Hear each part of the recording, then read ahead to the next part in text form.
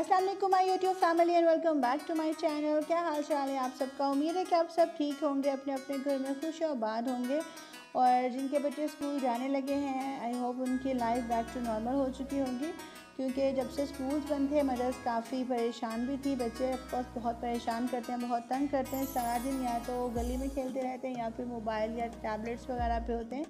मेरे बच्चे चूँकि अभी छोटे हैं तो मैंने भी ये सब एक्सपीरियंस नहीं किया, बट सून इंशाल्लाह शयान को मैं स्कूल भिजवा दूँगी। एक दफ़ा हम वापस चले जाए सऊदी अरब तो तभी उसका एडमिशन करवाऊँगी मैं वहाँ पे, क्योंकि यहाँ भी अभी स्कूल प्रॉपर्ली ओपन नहीं हुआ है। I guess nursery to primary तक स्कूल अभी नहीं खुले, तो इस वजह से और साथ में हमारा वापसी का भी हो रहा था, तो इसलिए मैंने कहा कि उसको यहाँ पे अब मैं एडमिशन ना करवाऊँ। आज के इस ब्लॉग में मैं आपसे शेयर करूँगी, थोड़ा सा हमारा ट्रैवल ब्लॉग है ये, और बहुत ही ब्यूटीफुल व्यूज़ देखेंगे आप यहाँ पे। कश्मीर की बहुत ही प्यारी सी जगह है। तो हम जा रहे थे बाबा शादी शहीद, एक मज़ार कह लें या दरबार कह लें, वहाँ पे उसकी हिस्ट्री मैं नहीं जानती।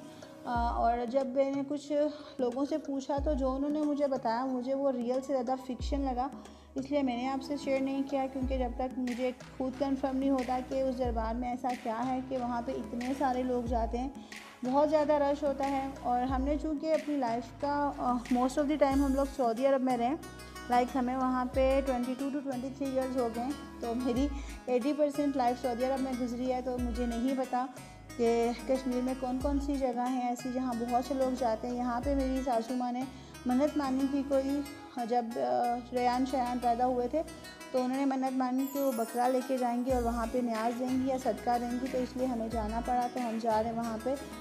एक और अपडेट कि कश्मीर का जो मौसम है अब शाम को और सुबह के टाइम काफ़ी ठंडा होता है। टेम्परेचर 20s में आ चुका है, 30s में हुआ करता था, 40s में हुआ करता था। अब अल्हम्दुलिल्लाह सुबह वो 20 to 21 होता है और रात में भी 20-21 ऐसे ही होता है और काफ़ी ठंड हो चुकी है। तो ये देखें जी, काफ़ी ऊंची जगह पे है ये दरबार या मज़ार, और इतनी हाइट पे है, तो इस वजह से यहाँ पे काफ़ी गर्मी हो गई थी 12 बजे के बाद। और ये है वो जगह जो मैंने बहुत ज़्यादा इस जगह का व्लॉग नहीं बनाया था, क्योंकि काफ़ी क्राउड है, आपको दिख रहा होगा। और यहाँ पे रेयान एंड शयान खड़े हुए हैं और वो ऐसी जगहों पे कभी नहीं गए हैं। इनफैक्ट मैं भी ऐसी जगहों इस जगह पे फ़र्स्ट टाइम ही आई थी, तो वो फ्लावर्स के साथ खेल रहे थे। और ये जो दरबार है, ये जो मज़ार है, ये बाबा शादी शहीद थे उनका है, और साथ में ही जो दूसरी कब्र है ये उनकी अहलिया की है, उनकी वाइफ़ की है। और इसकी हिस्ट्री मुझे नहीं पता, अगर आप लोगों में से किसी को पता होगा तो प्लीज़ ज़रूर मेरे साथ शेयर कीजिएगा।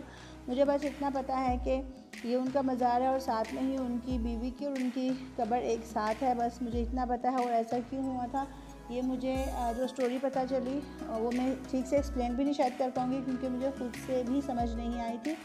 और यहाँ पे काफ़ी सारे लोगों को मैंने आते हुए देखा है। हम लोग जो बाहर के मुल्कों में रहते हैं, स्पेशली सऊदी अरब, जो मक्का और मदीना देखाते हैं, हम लोग को इन जगहों पे जाना ना इतनी एक्साइटमेंट नहीं होती है जितनी कि बाकी लोगों को होती है, क्योंकि मेरा मानना है कि सबसे बड़ी जो जगह है, सबसे पाक और मुक़द्दस जगह जो दो हैं, वो है मक्का और मदीना।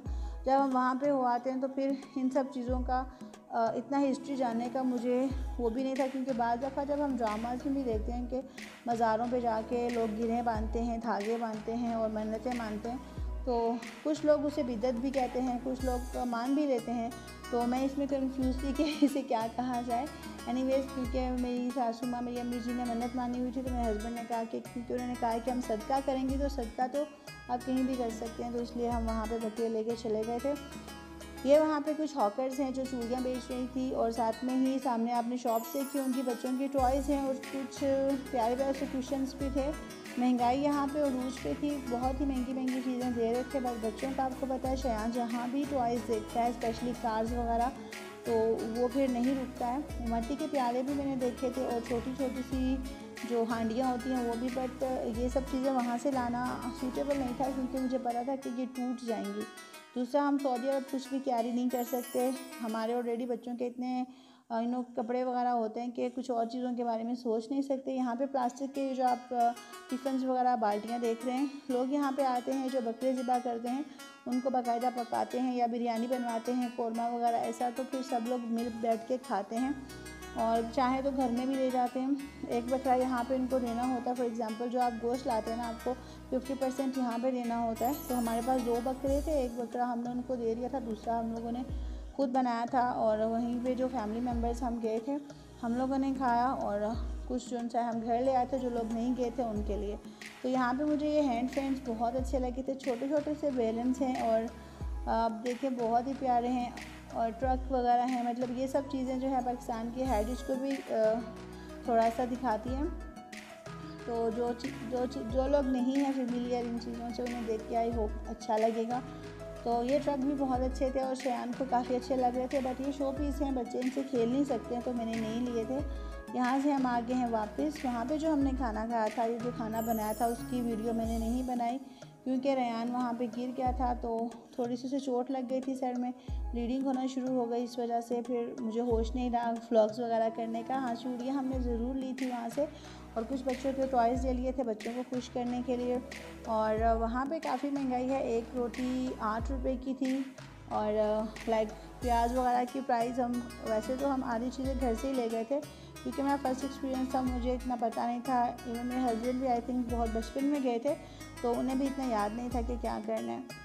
तो अच्छा लगा था हमें ट्रैवल करके, बट फिर एक इशू ये है कि शयान जो है रास्ते में बहुत ज़्यादा वोमिटिंग कर रहा था। और क्योंकि बच्चे सुबह सुबह जागे थे, उनको मैंने 4:30 या 5 बजे सुबह के जगाया था। एक तो नींद पूरी नहीं हुई थी बच्चों की, तो वो बहुत ज़्यादा निराल हो गया था वोमिटिंग कर करके। तो मुझे उसकी टेंशन थी, मैंने ठीक से कुछ भी इंजॉय नहीं किया, और वहाँ जाके रेयान भी गिर गया। तो फिर तो है, आपको पता है मदर्स के लिए बहुत टफ हो जाता है, और फिर बहुत डिस्टर्बेंस भी हो गई थी। एनीवेज, ये जो ब्यूटी है माशाल्लाह, आप कश्मीर के देखें, इतने पहाड़ हैं और इतने दरख्त हैं।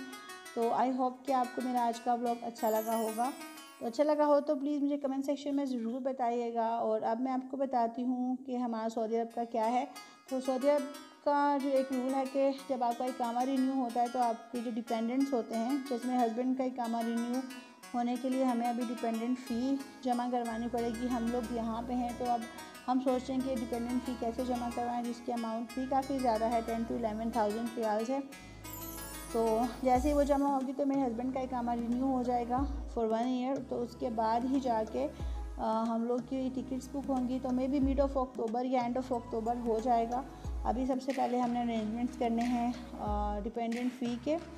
तो इंशाल्लाह होपफुली वो उसका भी अरेंजमेंट जल्दी हो जाएगा, और जैसे ये अरेंजमेंट होगा फिर हम लोग की टिकट्स हो जाएंगी और हम लोग वापस चले जाएंगे। काफ़ी अच्छा टाइम गुजरा पाकिस्तान में भी। आपको पता है कि आपने सोचा कुछ होता है और होता कुछ और है। तो ऐसा नहीं है कि सब कुछ बहुत अच्छा प्लेजेंट हुआ, नहीं, बहुत सी डिफ़िकल्टीज़ भी हमने फेस की हैं।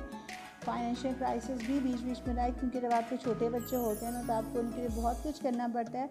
बट फिर भी अल्लाह पाक का शुक्र है, हमने जितना वक्त गुजारा अच्छा गुजारा, अपनों के साथ गुजारा, फैमिली को टाइम दिया। तो होपफुली अब हम जाएंगे, तो अब जाहिर सी बात है, पाकिस्तान अगर अल्लाह पाक ने खैर रखी, तो हमने सोचा कि 2-3 साल तक अब नहीं आएंगे, क्योंकि आपको पता है कि इंसान जब इतना लंबा गैप आ जाता है, तकरीबन 7-8 मंथ्स का, तो फिर बहुत मुश्किलें हो जाती हैं। और हमारे पास एक ही सहारा था हमारी इनकम का, वो हम दोनों की जॉब है। तो इंशाल्लाह आप ट्राई करेंगे कि हम कोई बैकअप करें, अपने मुल्क में थोड़ा बहुत कोई बिज़नेस कर लें, या ऐसा कुछ सोर्स कि अगर हमें खुदा न खास्ता ऐसे कभी रहना पड़े विदाउट जॉब, तो हमें कोई फाइनेंशियल इशू ना हो। और दूसरा, अभी जो हमारा घर है वो भी इनकम्प्लीट है, तो हम कोशिश करेंगे कि अपने घर को भी कंप्लीट करें। तो बस आप सब दुआ कीजिएगा कि जो हमारे ख़यालात है, जो हमने सोचा है, जो हमारे मकासद, अल्लाह पाक उन्हें पूरा करें और हम सब की मुश्किलों को आसान करें। मेरा आज का व्लॉग इतना सा ही था। उम्मीद करती हूँ कि आपको पसंद आया होगा, और आपने इस व्लॉग को, कश्मीर की ब्यूटी को भी बहुत ज़्यादा इंजॉय किया होगा। मुझे और मेरी फैमिली को अपनी दुआ में याद रखेगा। मिलते हैं बहुत जल्द किसी नेक्स्ट व्लॉग में, तब तक के लिए फ़ी अमान अल्लाह, अल्लाह हाफिज़।